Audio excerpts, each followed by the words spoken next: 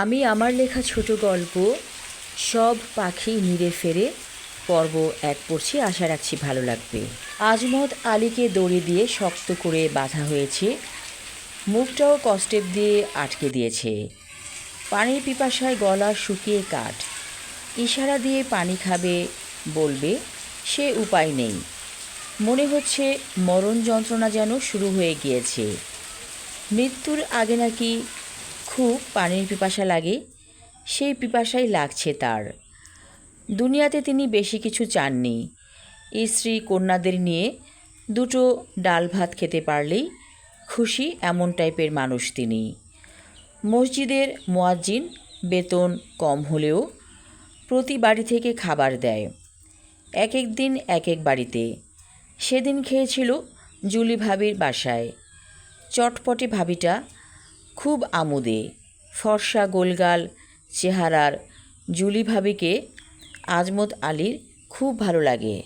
ভাবির স্বামী সৌদি থাকে, ছোট দুটো ছেলে মেয়ে নিয়ে একাই থাকেন ভাবি। আজমত আলীর জন্য খাবারের নানা পদ তৈরি করেছিলেন। খাবার পরে ভাবি বললেন, ভাই, আপনাকে আমার হাতে ছ্যাঁকা পোড়া চা খেতে হবে। ইউটিউব থেকে শিখেছি চা বানানো। তারপর হুজুরকে সেই চা বানিয়ে খাইয়েছিল। হঠাৎ সেখানে এসেছিল এই মহল্লার গুন্ডা সোহেল। সে এসে বলল, খুব পিরিতি ভাবির সাথে, তাই না হুজুর? আজমত আলী বলল, এ কেমন কথা? আমরা সব বুঝি, ভাবির স্বামী বিদেশে। এই সুযোগে ভাব ভালোবাসা ভালোই জমেছে। জুলি ভাবি বলল, সোহেল ভাই, এই কথা বলা অন্যায়। উনি হুজুর মানুষ, প্রতি ঘর থেকে খাবার যায় ওনার কাছে। আমি বাড়িতে এনে খাওয়াই, এতে দোষের কি? না, আপনি আর ওনাকে খাওয়াবেন না, মাস শেষে খাবারের দাম দিয়ে দিবেন। হুজুর বলে উঠল, সে আমার ছোট বোনের মতো, যত্ন করে ভাইকে খাওয়ায়।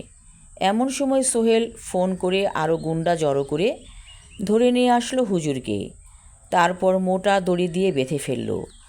আজমত আলী মনে মনে অভিশাপ দিতে লাগলো, গুন্ডার দল, তোদের কপালে বউ জোটে না কেন জানিস?